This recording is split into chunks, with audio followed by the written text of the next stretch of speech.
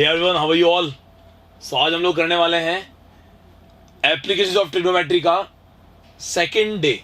Basically NCERT के हम लोगों ने सारे क्वेश्चंस खत्म कर दिए थे। आज हम देखने वाले हैं कुछ इंपॉर्टेंट एग्जांपल्स और कुछ इंपॉर्टेंट क्वेश्चंस जो बोर्ड के लिए काफी इंपॉर्टेंट है। अगर ऐसे क्वेश्चन आपके सामने आएंगे तो आप कैसे उनको कर पाओगे एग्जाम के अंदर, उसकी बात मैं कर रहा हूं। तो जरा ध्यान से सुनना किस तरीके से हम करेंगे। शुरू करते हैं हमारे पहले क्वेश्चन से, जो कि एक एग्जांपल है, example number 3 of our book. ये एनसीईआरटी का एग्जांपल है, जरा ध्यान से समझना है इसको कैसे करना है हमें। An observer 1.5 metre tall is 28.5 metre away from a chimney. Suppose there is a observer this is 1.5 metre tall. ये 1.5 मीटर टॉल है, इसका नाम है एबी। ये ऑब्जर्वर एक चिमनी से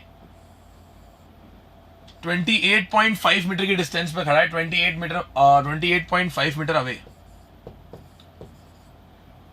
और ये यहां से the angle of elevation of the top of the chimney from her eyes is 45। इसके टॉप से जो चिमनी के टॉप का एलिवेशन बन रहा है दैट इज 45 डिग्री। 45 डिग्री उसका एलिवेशन आ रहा है। चिमनी का नाम कर देते हैं PQ। This point is R। आप कह सकते हो अगर AB 1.5 है तो RQ भी कितना होगा, दिस इज ऑल्सो 1.5। और आपके सामने अगर आपको वैल्यू निकालनी है पूरे के पूरे चिमनी की हाइट की, अगर आपको इस कंप्लीट हाइट को निकालना है तो आप जानते हो कि ये आएगा H माइनस 1.5, क्योंकि हम लोग सब जानते हैं कि PR is equals to complete H में से 1.5 माइनस कर देंगे। आपको ये पता है कि AR भी 28.5 होगा। और अभी आपके सामने जो ट्रायंगल बन रहा है, in triangle ARP tan 45 degree is equals to कितना हो जाएगा, perpendicular upon base. The value of perpendicular is H minus 1.5 और अपॉन में बेस कितना निकल के आएगा 28.5 और tan 45 कितना हो गया 1। क्रॉस मल्टीप्लाई करोगे 28.5 इज इक्वल्स टू आएगा H माइनस 1.5 और H की वैल्यू निकल के आएगी यहां से 30। The value of H is 30 metre. तो आप कह सकते हो कि जो हाइट है चिमनी की वो कितने निकल के आ रही है, 30 मीटर निकल के आ रही है। तो आपको इस तरीके से सॉल्व करने एकदम सिंपल सा क्वेश्चन है, क्योंकि एग्जांपल है आपको करवाना जरूरी है, इसलिए करवा रहा हूं कि ऐसा क्वेश्चन आए तो आप कर सकते हो। ऑब्जर्वर की हाइट थी, इसमें एंगल ऑफ एलिवेशन बन रहा था। ये क्वेश्चन है from a point P on the ground the angle of elevation of the top of 10 metre tall building is 30 degree. A flag is hoisted at the top of the building at the angle of elevation of the top of the flag staff from P is 45 degree. Find the length of the flag staff and the distance of the building from the point P। तो basically यहां पर आपके सामने जो figure बनने वाला है उसमें इसने बोला कि एक बिल्डिंग के ऊपर एक फ्लैग स्टेप लगा हुआ है, यानी कि एक फ्लैग लगा हुआ है। Suppose this is a building AB। ये आपके सामने हो गई है बिल्डिंग AB और इसके ऊपर ये हो गया एक फ्लैग स्टेप, जिसको हम कह सकते हैं यहां से, यहां फ्लैग है F पॉइंट पे, AB इज बिल्डिंग। इसने कहा कि the 10 metre tall building, basically building is 10 metre tall, तो AB की वैल्यू 10 मीटर हो गई है। और एक पॉइंट है, there is a point P on the ground. उस पॉइंट P से जब हम पॉइंट A का और पॉइंट F के एंगल ऑफ एलिवेशन की बात करते हैं तो हमें कुछ इस तरीके का फिगर बनता है। इसने बोला कि the angle of elevation of the top of 10 metre building is 30 degree. इस पॉइंट से बिल्डिंग के टॉप का एलिवेशन 30 डिग्री है और इसी पॉइंट से ये कंप्लीट एंगल जो है, दिस कंप्लीट एंगल, वो बन रहा है आपके सामने 45 डिग्री। कितना बन रहा है, 45 डिग्री बन रहा है। तो बेसिकली अगर आपको इसको सॉल्व करना तो कैसे करोगे, जरा ध्यान से देखना। आपने इस वाले पॉइंट को, इस वाले पार्ट को मान लिया X और आपको उसने बोला find the height of flag staff, तो हम इसको H मान लेंगे। FA is equals to H। आपने सिंपली उसने बोला है कि √3 को 1.732 यूज करना है, तो हमने पहले इसका वैल्यू निकालने का डिसाइड किया। हमने कहा इन ट्रायंगल ABP अगर मैं अप्लाई करता हूं tan 30 degree, then this will be equal to perpendicular tan and base is X। tan 30 1 upon √3 हो गया, that will be equal to tan upon X और आपके पास X निकल के आएगा tan √3। दिस is the value of X। ये आपके पास X की वैल्यू निकल कर आ गई है। आपने लिखा है इसके आगे in triangle FBP, in triangle FBP हम ये बोल सकते हैं tan 45 degree is equals to, tan 45 degree is equals to perpendicular is H plus tan and base is X। tan 41 होता है, X is equals to H plus tan निकल के आएगा। अगर यहां पे आप X की वैल्यू पुट करते हो tan √3 is equals to H plus tan, तो आपको H की वैल्यू मिलेगी tan √3 माइनस tan। तो बेसिकली आपके पास जो H की वैल्यू निकल के आएगी दैट इज tan और √3 माइनस 1 बचेगा। This is the right place जहां में वैल्यू पुट करनी चाहिए इसकी 1.732 और माइनस कर दो 1 को इसमें से, तो आपका आंसर निकल के आएगा यहां से tan मल्टीप्लाई बाय 0.732। तो आपका आंसर निकल के आएगा 7.32 metre. This is the height of flag staff. ये फ्लैग स्टेफ की हाइट हो गई है जो हमने फाइंड करी है। This is the height of flag staff 7.32 metre. देख रहे हो आप कैलकुलेशन कितनी आसान बनाई है मैंने, एंड में जाकर वैल्यू पुट की है √3 की। तो इस बात को आपको भी ध्यान रखना है कि किस तरीके से हमें इसको कंप्लीट करना है, ये आपको पता रहना चाहिए। आगे चलते हैं। एग्जाम्पल 5 कहता है कि the shadow of a tower, क्योंकि ये इंपॉर्टेंट एग्जाम्पल है और बहुत ज्यादा जरूरी है, शैडो वाले क्वेश्चन एग्जाम में काफी आते हैं, ध्यान रखना। The shadow of a tower standing on a level ground is found to be 40 metre longer. जैसे इसने 40 मीटर लॉन्गर कहा, मेरे दिमाग में एक चीज आती है कि यार 40 मीटर लॉन्गर बोलने का मतलब है कि वो कहीं ना कहीं शैडो के लेंथ को कंपेयर कर रहा है। तो कंपेयर किससे कर रहा है, जरा ध्यान से देखते हैं। The shadow of a tower standing on level ground is found to be 40 metre longer when the sun's altitude is 30 degree then when it was 60 degree. यानी कि इसने कंपेयर करिए दो शैडो की लेंथ में और सन का एलिवेशन चेंज किया है। एक तो शैडो की लेंथ बन रही है जब सन का एलिवेशन है 30 डिग्री और एक बन रही है जब सन का एलिवेशन कितना है 60 डिग्री है। तो बेसिकली यहां पर आपके सामने जो टार है उसको मान लेते हैं, suppose this is tar AB, ये टार AB हो गया है। इसका शैडो का लेंथ दो बार निकाला गया है, एक तो 30 डिग्री पे और एक निकाला गया है 60 डिग्री पे।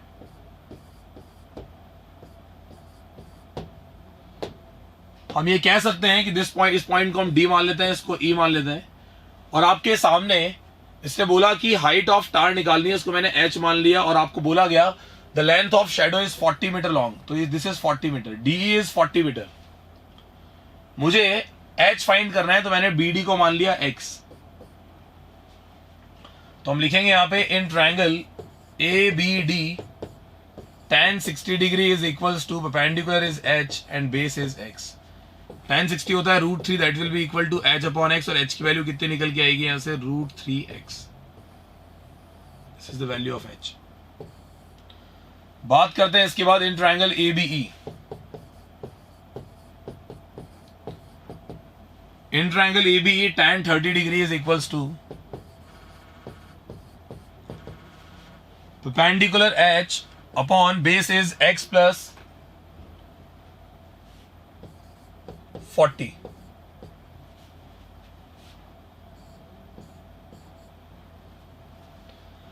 tan 30 डिग्री बड़े ट्रायंगल में अप्लाई किया, H is height and this is X plus 40। Main important था कि आपको ये 40 समझ में आया नहीं आया। उसने कहा कि 30 पे बनने वाली शैडो 60 पे बनने वाली शैडो से 40 मीटर लंबी है, तो बेसिकली दोनों की शैडो की लेंथ का BE और BD का जो डिफरेंस है वो 40 है।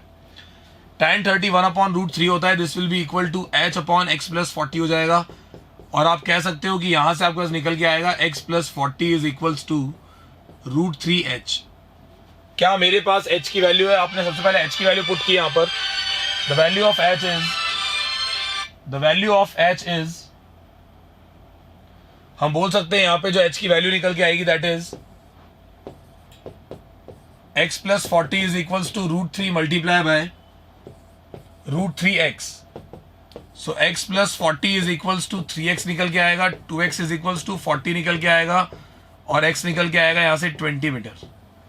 हमने अभी सिर्फ x फाइंड किया है, तो बेसिकली जो x हमने फाइंड किया है, इस x के बाद हम क्या करने वाले हैं, आफ्टर x आपको सिंपली h निकालना है। तो h की वैल्यू के लिए आप क्या करोगे, the value of h is equals to 20 √3 metre. This is the value of h। ये आपकी h की वैल्यू निकल कर आ गई है, जो ये कितनी है 20 √3 मीटर। अब आप लास्ट में स्टेटमेंट लिखना मत भूलना बिल्कुल भी। लास्ट में स्टेटमेंट क्या निकल कर आएगा, लास्ट में स्टेटमेंट ये निकल कर आएगा कि so the height of tower is 20 √3 metre. आपको बिल्कुल भी इस वाले पार्ट में कंफ्यूज नहीं होना है बिल्कुल भी, कि आपके सामने जो मैंने ये एक्सप्रेशन सॉल्व किया है इसके अंदर 40 था दोनों की शैडो का डिफरेंस, 40 मीटर लॉन्गर लिखा हुआ है। अगर वो ये बोलता कि the length of shadow is 40 metre when elevation is 30 degree, तो पूरा का पूरा 40 होता। 30 डिग्री पे शैडो की लेंथ कितनी आ रही है, 40 आ रही है। अदरवाइज अगर उसने 40 मीटर लॉन्गर लिखा है तो बेसिकली वो कहीं ना कहीं कंपेयर करने की कोशिश कर रहा है, जिसका आपको खास ध्यान रखना है। ओके, आगे बढ़ते हैं। इसके बाद सुनना नेक्स्ट पार्ट क्या है। जो नेक्स्ट क्वेश्चन है वो बहुत ही सिंपल सा, ये भी एग्जांपल है आपकी बुक का ही। From a point P on a bridge across a river, the angle of depression of the bank on opposite side of the river are 30 and 45। Basically इसने कहा कि एक रिवर के अक्रॉस एक ब्रिज बना हुआ है, और suppose this is a bridge, ये एक ब्रिज बना हुआ है। इस ब्रिज पे यहां पर एक पॉइंट है, इस पॉइंट का नाम है P। सपोज ये आपके सामने रिवर हो गई, दिस इज रिवर AB। इस पॉइंट से उसने हमें कहा साफ साफ there is a point,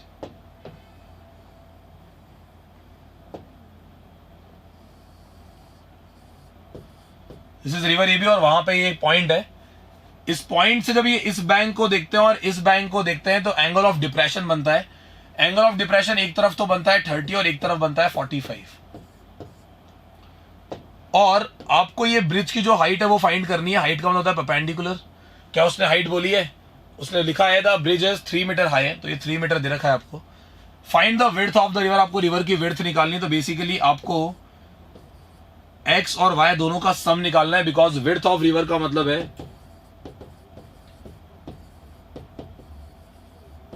x plus Y. आपको एक्स प्लस वाई फाइंड करना है, बेसिकली ध्यान रखना। अगर ये वाला एंगल 30 है तो ये वाला एंगल भी 30 होगा। ऑल्टरनेट इंटीरियर एंगल, ये वाला एंगल 45 है तो ये वाला एंगल भी कितना होगा? 45 होगा। तो आपने अप्लाई किया, आपने लिखा in triangle A Q P tan 30 degree equals to perpendicular upon base. tan 30 1/√3 होता है। This will be equal to perpendicular is 3 and base is x। तो x की वैल्यू कितनी निकल के आएगी? 3√3 metre.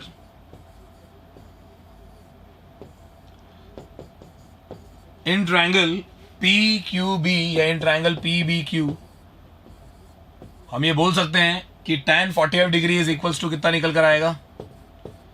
Perpendicular 3 and base is y। तो y equals to कितना निकल कर आ जाएगा? 3 निकल के आ जाएगा। x और y दोनों की वैल्यू आ चुकी है। अगर आपको पूरी की पूरी विड्थ निकालनी है, ए बी निकालना है, तो आपको x और y का सम करना पड़ेगा। 3√3 + 3 करना पड़ेगा। 3 कॉमन आएगा, बचेगा √3 + 1 metre. This is the width of river. ये रिवर की विड्थ निकल गई है। लास्ट में स्टेटमेंट क्या आएगा? So the width of river is 3√3 + 1 metre. Question बहुत ज्यादा सिंपल है। आपको लग रहा होगा कि क्वेश्चन एकदम इजी से है, लेकिन ये क्वेश्चन इंपॉर्टेंट है, ध्यान रखना। इसलिए आपको करवाए गए हैं। इनके फिगर बनाने आपको आने चाहिए एग्जाम के अंदर, ये बहुत ज्यादा जरूरी है, ध्यान रखना। आगे चलते हैं। इसके बाद नेक्स्ट पार्ट क्या, जरा ध्यान सुनना। या कुछ एक्स्ट्रा क्वेश्चन आपको लिखवा रहा हूं जो बुक के बाहर के हैं, इनको समझने की कोशिश करना। From an aeroplane vertically above a straight horizontal road, एक सीधी लंबी रोड है, उसके ऊपर कहीं एक एरोप्लेन उड़ रहा है। The angle of depression of 2 consecutive kilometer stone, this line is very important. 2 consecutive kilometer stones, ये काफी इंपॉर्टेंट लाइन है, ध्यान रखना। On opposite side of the aeroplane, aeroplane की अपोजिट साइड पे है। तो बेसिकली हम मान लेते हैं कि दिस इज द रोड, ये रोड है AB, और इसके ऊपर किसी हाइट पे कोई एरोप्लेन उड़ रहा है। सपोज यहां एरोप्लेन है, इस जगह एरोप्लेन के इसको एक काम करो, इन वाले पॉइंट्स को आप मान लो P और Q। Road is PQ। Aeroplane वहां से, अब बेसिकली ये जो रोड है इस पे ये किलोमीटर स्टोन 1 है और ये किलोमीटर स्टोन 2 है। इसने बोला ना 2 किलोमीटर स्टोन है, दोनों कॉन्जिक्यूटिव है, लगातार है। तो देखिए पहला किलोमीटर स्टोन है, ये उसके बाद वाला किलोमीटर स्टोन है, दोनों एरोप्लेन के अपोजिट साइड पे है। तो जब यहां से वो देखता है तो एंगल ऑफ डिप्रेशन बनता है। डिप्रेशन के लिए ऊपर लाइन चाहिए होती है, कौन सी? एक इमेजिनरी ग्राउंड चाहिए होता है। तो बेसिकली आपने वो ग्राउंड ऊपर मान लिया है, दिस इज A, और ये उसमें ग्राउंड हो गया। अब इसने आपको लिखा हुआ है कि अगर मैं यहां से इसको देखूंगा तो एंगल ऑफ एलिवेशन बन रहा है कितना? एंगल ऑफ डिप्रेशन बन रहा है कितना? 60 डिग्री। तो ये भी कितना होगा? 60 होगा। अगर ये वाला एंगल 30 है तो ये वाला एंगल भी कितना होगा? 30 होगा। Show that the height of aeroplane is, आपको एरोप्लेन की हाइट निकालनी है। Basically we need to find the height of aeroplane. लेकिन उसने कुछ दिया ही नहीं यार, सिर्फ एंगल्स दिए और हाइट दी है। क्या आपके पास कोई भी तरीका है इसको फाइंड करने का, एच को? इसने बोला कि प्रूव करके दिखाओ। 2 प्रूफ में लिखा हुआ है कि h is equals to √3/4 kilometre आना चाहिए। यूनिट भी किलोमीटर में है। तो अब इस बात को कैसे करेंगे, कैसे समझेंगे, जरा ध्यान से सुनना और समझने की कोशिश करना। बहुत ज्यादा इजी क्वेश्चन है, एकदम इजी सा। मुझे बताओ कि क्या PQ की लेंथ 1 किलोमीटर होगी क्या? आपने कहा बिल्कुल 100% होगी। और अगर आपने PR को x मान लिया है तो फिर QR जो होगा वो 1 - x होगा। ये ध्यान रखना, ये पूरा का पूरा कॉन्सेप्ट चल रहा है किलोमीटर्स में, क्योंकि हम जानते हैं 2 consecutive किलोमीटर स्टोन में जो गैप होता है वो 1 किलोमीटर का ही होता है। अगर इधर x तो उधर कितना हो जाएगा? 1 - x। आपने अप्लाई किया ट्राइंगल ARP में। In triangle ARP tan 60 degree is equals to perpendicular h upon base is x। tan 60 √3 हो गया है, h अपॉन x हो जाएगा, तो √3x is equals to h। ये आपकी आ गई फर्स्ट इक्वेशन। बात करते हैं सेकंड इक्वेशन की। In triangle ARQ in triangle A R Q हम बोल सकते हैं tan 30 degree is equals to perpendicular h और base is 1 minus X. tan 30 1/√3 होता है, that will be equal to h upon 1 minus X. जैसे आपने क्रॉस मल्टीप्लाई किया 1 minus X is equals to √3h निकल के आएगा. क्या आप h की वैल्यू यहाँ पे पुट कर सकते हो? आपने पुट की √3 multiply by √3x. 1 minus X is equals to 3x. 4x is equals to 1 आएगा और x की वैल्यू निकल कर आएगी 1/4. इस वैल्यू को आप यहां पुट कर दो, h कितना निकल के आ जाएगा? √3/4 kilometre. This is the value of h जो आपने अभी अभी फाइंड की है. This is the value of h √3/4 kilometre. तो हाइट ऑफ जो एरोप्लेन है ग्राउंड से वो कितनी प्रूफ कर दी हमने? √3/4 किलोमीटर प्रूफ कर दिए. ध्यान रखना, इसमें सबसे इंपॉर्टेंट लॉजिक था कि आपको क्या आपको मालूम चल रहा है कि दोनों के बीच में डिस्टेंस कितना है? तो आपने कहा दोनों के बीच डिस्टेंस कितना है? 1 किलोमीटर का डिस्टेंस है. एरोप्लेन पे बेस्ड एक और क्वेश्चन आपके सामने आ रहा है. The angle of elevation of a jet plane from a point P on the ground is 60 degree. किसी जेट प्लेन का किसी पॉइंट पी से एंगल ऑफ एलिवेशन जो बन रहा है वो कितना बन रहा है? 60 डिग्री बन रहा है. इसने लिखा आगे, after a flight of 15 second the angle of elevation changes to 30 degree. सीधी सी बात है, अगर जेट प्लेन जो है और इसे लिखा हुआ है the plane is flying at a constant height, तो बेसिकली जो प्लेन है वो 1500 √3 मीटर की कांस्टेंट हाइट पर उड़ रहा है. और हम जानते हैं कि 15 सेकंड के बाद उसकी पोजीशन चेंज होगी और इस बार वो पहुंच जाएगा थोड़ा आगे और जो एंगल ऑफ एलिवेशन है वो कितना हो जाएगा? 30 डिग्री हो जाएगा. सपोज यहां पे आपको बोला गया this is A B and this point is Q R और आपको ये वाला एंगल 30 लिखा गया है, ये वाला एंगल आपको 60 लिखा गया है. दिस इज 1500 √3, दिस इज ऑल्सो 1500 √3. मीटर में है. आपसे पूछा है find the speed of jet plane in kilometre per hour. आपको किलोमीटर पर आवर में उसकी स्पीड निकालनी है. तो मेरी बात जरा ध्यान से सुनना एकदम अच्छी तरीके से. अगर मुझे ये पता है कि 15 सेकेंड्स में उसने डिस्टेंस कवर की है BR बोलो या AQ बोलो, एक ही बात है. अगर उसने 15 सेकेंड्स में डिस्टेंस BR कवर की है तो मुझे एक छोटी सी बात का आंसर दो. ये जो डिस्टेंस अगर मैं आपको निकाल करके दे दूं तो क्या इस डिस्टेंस को 15 से डिवाइड करने पर आपको स्पीड मिल जाएगी? क्या आपने कहा 100% मिल जाएगी, क्योंकि हम जानते हैं distance upon time is equals to होता है स्पीड. तो अगर मुझे ये BR का पता चल जाए, क्योंकि BR कितने टाइम में कवर किया गया मुझे पता है, BR को कवर करने में लगे 15 सेकंड. तो मैंने स्टार्ट किया, मैंने लिखा इन ट्रायंगल ABP, क्योंकि मैंने इसको मान लिया x और इसको मान लिया मैंने y. मेरा टारगेट है y को निकालना. अगर y मिल जाएगा तो मेरा काम हो जाएगा. मैंने कहा in triangle ABP tan 60 degree is equals to निकल कर आएगा perpendicular 1500 √3 upon base is x.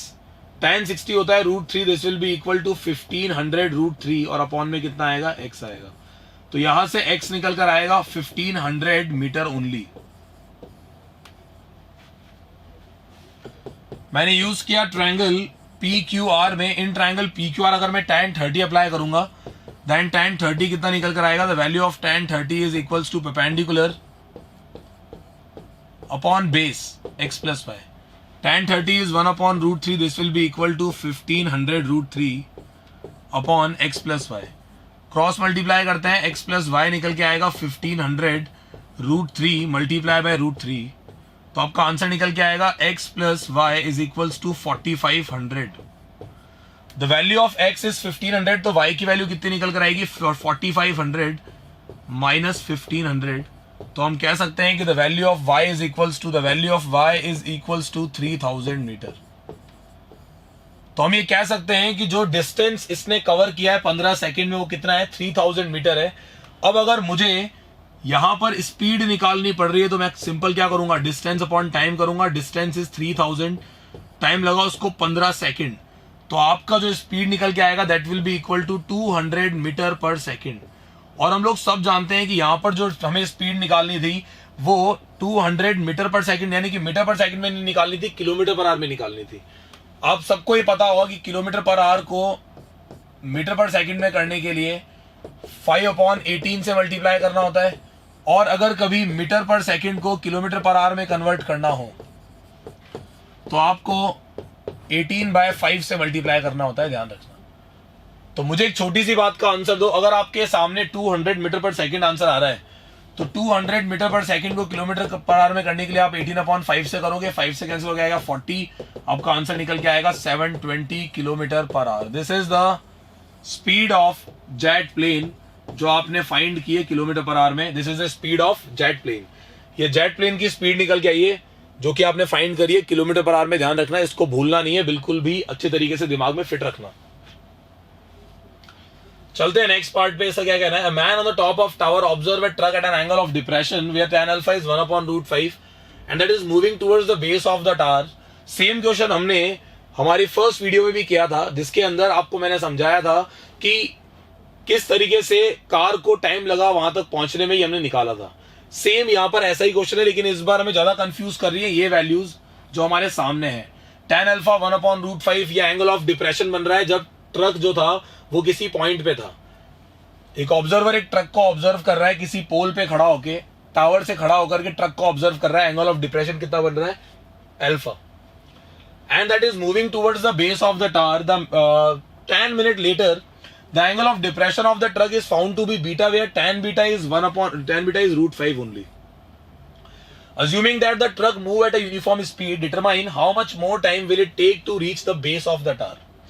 आपसे पूछा इसने, बताओ कि कितना टाइम लगेगा ट्रक को टावर के बेस तक पहुंचने में। तो बेसिकली इस वाले पार्ट को सॉल्व करने का तरीका मैं आपको सिखाऊंगा, उसको जरा ध्यान से सुनना। बहुत ही आसान तरीका है, कुछ भी टफ नहीं है, एकदम इजी है।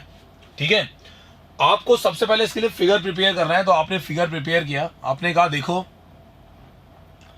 ये टावर हो गया ए बी, और यहां से एक पर्सन एक ट्रक को देख रहा है, और एंगल ऑफ डिप्रेशन कितना बन रहा है उसका? एंगल ऑफ डिप्रेशन बन रहा है उसका अल्फा।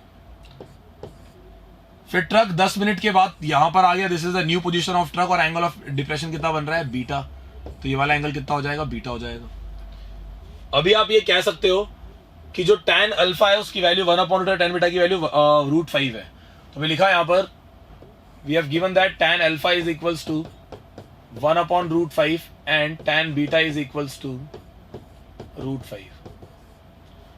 आपके पास दोनों वैल्यूज निकल के आ रही है। tan अल्फा 1/√5 है, tan बीटा √5 है, आपको बता दिया इन्होंने।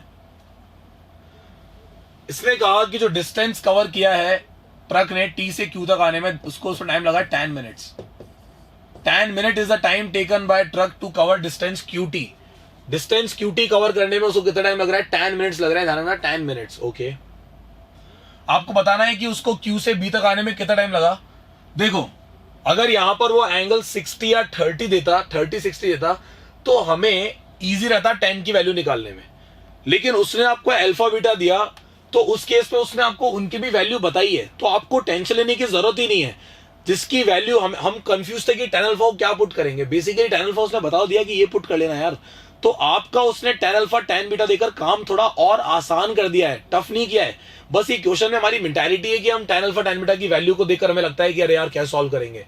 बहुत ज्यादा इजी है, ध्यान रखना, एकदम आसानी से कर सकते हो। आप क्या करोगे? आपने कहा कि इन ट्रायंगल ABT अगर मैं अप्लाई करता हूं tan alpha, that will be equal to perpendicular AB, जिसको मैंने हाइट को h मान लिया है,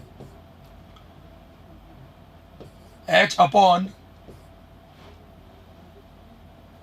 BQ प्लस QT। मेरे पास BQ की वैल्यू भी नहीं है और QT की वैल्यू भी नहीं है। मैंने लिखा लेट द स्पीड ऑफ, क्योंकि स्पीड जो थी ट्रक की वो यूनिफॉर्म थी, तो मैंने मान लिया उसकी स्पीड है x मीटर पर मिनट। मैंने मिनट माना है क्योंकि यहां पे 10 मिनट लग रहे हैं। मुझे बताओगे डिस्टेंस QT कवर करने में उसको टाइम कितना लगेगा? आपने कहा उसको लगेंगे 10 मिनट्स। लिखा हुआ यहाँ पे 10 मिनट्स लगे उसको डिस्टेंस QT कवर करने में, T से Q तक आने में। Speed multiply by time, x multiply by 10, आपका आंसर निकल के आएगा 10x। This is the distance QT। Distance BQ कितना हो जाएगा? आपने कहा speed multiply by time, speed is x, time is, अब क्योंकि मुझे यही तो पूछा है उसने, find the time taken by truck to cover the remaining distance. तो टाइम हमने मान लिया, let the time taken to cover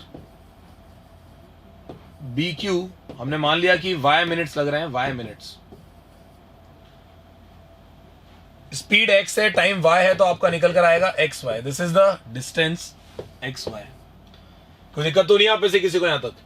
tan alpha equal to हो जाएगा h upon x y plus tan x, और आपने यहां से h की वैल्यू निकाली होगी कितनी, tan अल्फा की वैल्यू क्या है पहले बताओ, what is the value of tan alpha, आपने कहा tan अल्फा है 1 upon root 5, 1 upon root 5 is equals to h upon x y plus tan x, तो x y plus tan x upon root 5 is equals to h. This is the first equation. In triangle ABQ, tan beta equal to हो जाएगा h upon x y, tan beta root 5 है, तो h is equals to निकल कर आएगा root 5 x Y.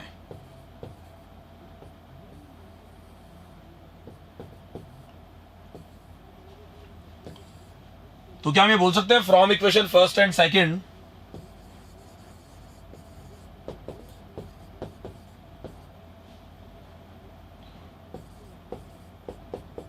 X y plus tan x upon root 5 is equals to root 5 x y. x common आएगा, y plus tan बच जाएगा, यहां पर आप मल्टीप्लाई करो 5 एक्स वाई हो जाएगा, x से एक x काट देना, y plus tan is equals to 5, और आप कह सकते हो कि 2y is equals to 4y equals to कितना निकल कर आएगा, आप कह सकते हो the value of y is equals to y के लिए निकल के आएगी 5/2 यानी कि 2.5 मिनट. तो हम लास्ट में क्या मेंशन करेंगे, so the time taken by truck to cover the distance BQ is 2.5 metre. So the time taken by truck to cover the remaining distance is 2.5 minute. 2.5 minute लगे, ध्यान रखना उसको कवर करने में. यहां तक आप में से किसी को दिक्कत नहीं होनी चाहिए. आगे चलते हैं. इसके बाद जो नेक्स्ट क्वेश्चन है वो क्या कह रहा है, ये एक और बहुत ज्यादा इंपॉर्टेंट क्वेश्चन है, ध्यान रखना, most important. At a point A 20 metre above the water in a lake, suppose this is a lake, ये आपके सामने एक लेक ड्रॉ की है मैंने, दिस इज अ लेक, ये वाटर लेवल है, इसके 20 मीटर ऊपर एक पॉइंट है, इस लेक से 20 मीटर ऊपर एक पॉइंट है, यहाँ पे 20 मीटर ऊपर there is a point A. यहां से क्लाउड का जो एंगल ऑफ एलिवेशन बन रहा है वो कितना बन रहा है, the angle of elevation is 30 degree. ये क्लाउड की वाटर से हाइट हो गई, this is the height of cloud from water level. Water level से जो क्लाउड है वो h मीटर की हाइट पे है, this is the height of cloud. इसको बनाने का रीजन ये है कि हम लोग सब जानते हैं कि आगे इसने कहा the angle of depression of the reflection of the cloud is, इसी पॉइंट से पानी के अंदर देखता है तो उसका रिफ्लेक्शन बनता है, और उस रिफ्लेक्शन का एंगल ऑफ डिप्रेशन बन रहा है 60 डिग्री. हम सब जानते हैं कि जितना क्लाउड ऊपर है उतना ही पानी के अंदर नीचे बनेगा, तो बेसिकली ये जो पार्ट होगा वो भी किसके इक्वल होगा, this is also equal to h, और क्लाउड यहां बन रहा है, तो इसका एंगल ऑफ डिप्रेशन कितना बनेगा, the angle of depression is 60 degree. मैंने इस वाले पार्ट को x मान लिया है, ये वाला पार्ट मेरे लिए x हो गया है, ये 20 है, हम लेबल कर देते हैं this is A B C D E, और यहां पे कर दो F, तो DE भी कितना होगा 20 होगा. जो CD है उसकी वैल्यू कितनी निकल के आएगी, the value of CD is h minus 20. The value of DF is, जो DF की वैल्यू कितनी निकल के आएगी, the value of DF is h plus 20. और हमें फाइंड करनी है AC की वैल्यू. उसने बोला है find the distance of cloud from point A, आपको ये वाला पार्ट फाइंड करना है. तो बेसिकली AC को निकालने के लिए मेरे को h निकालना पड़ेगा, और h मिल जाएगा तो मेरा काम थोड़ा आसानी से हो जाएगा. लेकिन जनरली इन क्वेश्चंस में हमेशा जो आपसे पूछा जाएगा वो पूछा जाएगा height of cloud from water level. तो आप h निकालना सीखो पहले कि h कैसे निकालते हैं. अगर ये सीख गए तो आपके लिए काम थोड़ा आसान हो जाएगा, देखना बहुत इजीली, आप बहुत आसानी से कर पाओगे इन सबको. देखते हैं कैसे करेंगे. तो ध्यान देना सब लोग, यहां पर हमें कुछ नहीं करना है, एकदम सिंपल सा पॉइंट है. सबसे पहले उठाओ triangle, in triangle CDA, tan 30 degree is equals to perpendicular is CD जो कि h माइनस 20 है, base is x, tan 30 1 upon root 3 है, h minus 20 upon x. x निकल के आएगा root 3 multiply by h minus 20. यहां तक आप में से किसी को दिक्कत नहीं होनी चाहिए, ध्यान रखना. This is the first equation.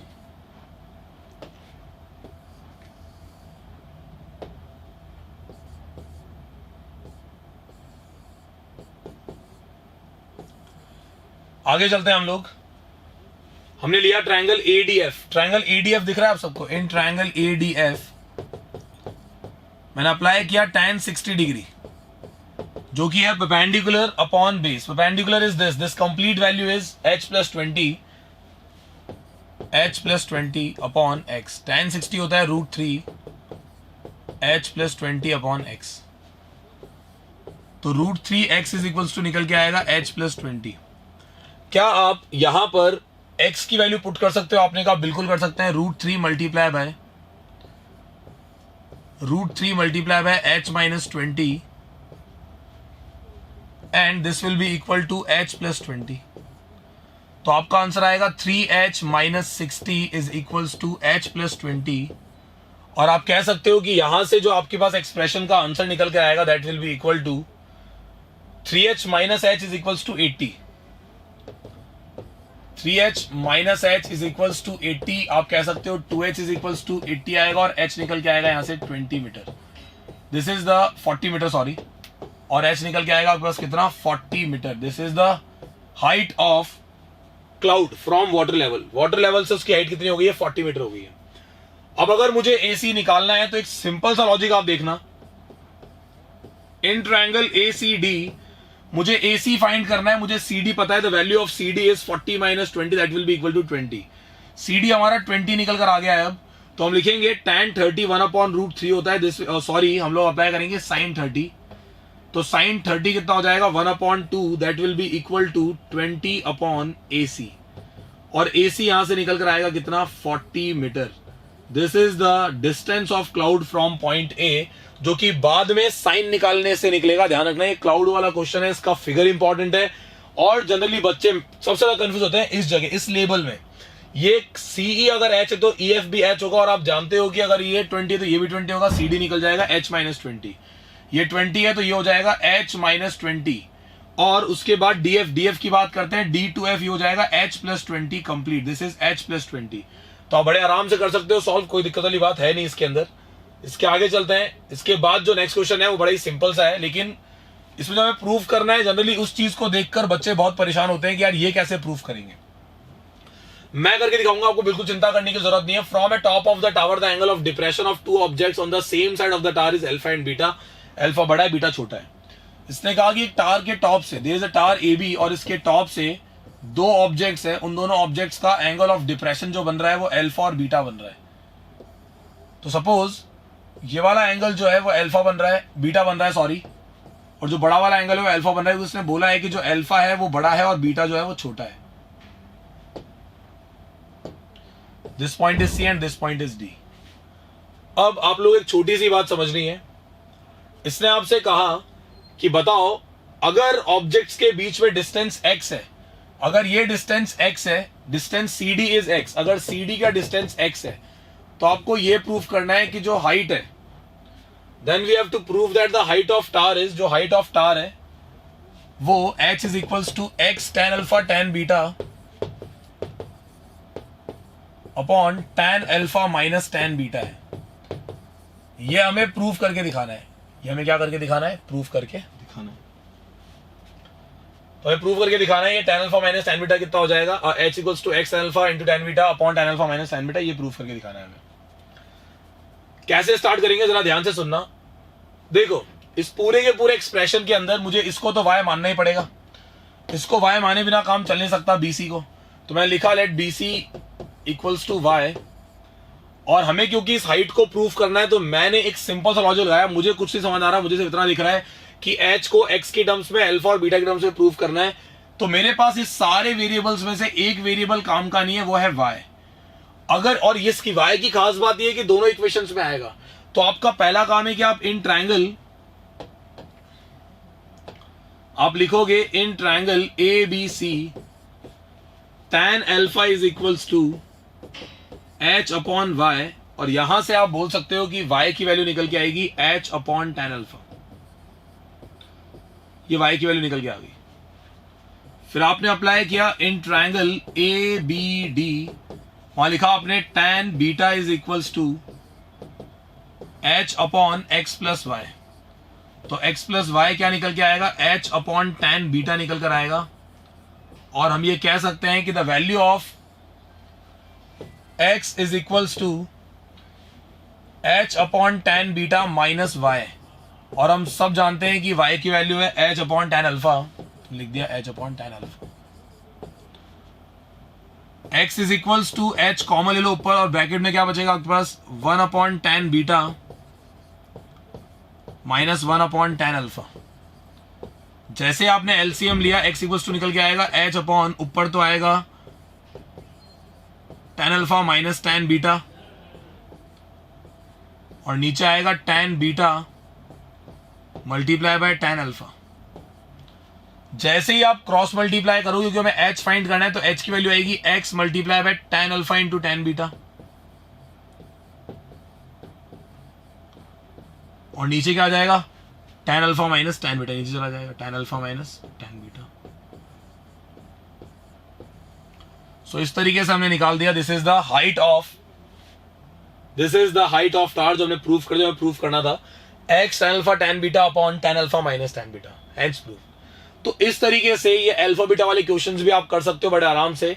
इन सारे क्वेश्चंस को आपको कराने का रीजन था कि आपके दिमाग में सिर्फ एक ही पॉइंट पर सोचने का एक जो हमारी ऑब्जर्वेशन होती है, अगर हम लगातार एक जैसे क्वेश्चन लिखेंगे तो हम उसी लेवल पे सोच पाएंगे।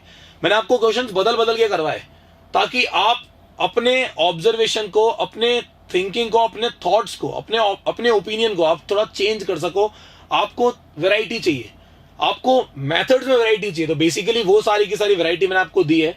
तो आप थोड़ा ध्यान रखना, इस वीडियो के ना जो भी क्वेश्चन मैंने आपको कराए वो सारे के सारे आप वापस करना बैठ करके, और इसके बाद आप कोई भी क्वेश्चन करो, आपको यहां से हेल्प पक्का मिलेगी, ये मेरी गारंटी है। So class, that's it for today. Thank you so much, have a good day, bye.